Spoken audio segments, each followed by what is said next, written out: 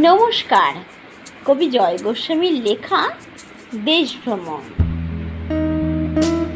ডুমাডুম ডাক ডুমাডুম, বাড়ি এলো বুদ্ধ ভুতুম। ওরে তোরা নিমলি কোথা, মরিঘাট চিংড়ি পোতা। সে আবার কোনখানে রে, গেলে আর কেউ কি ফেরে?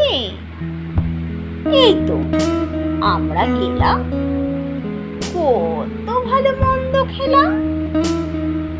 খেয়ে খেয়ে পেট ফুললো, চলে আসে বাদ খুললো।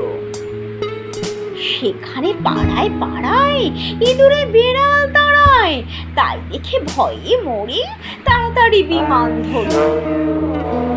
বেলা যেই 3টে হলো, বিমানে তেল ফুরলো।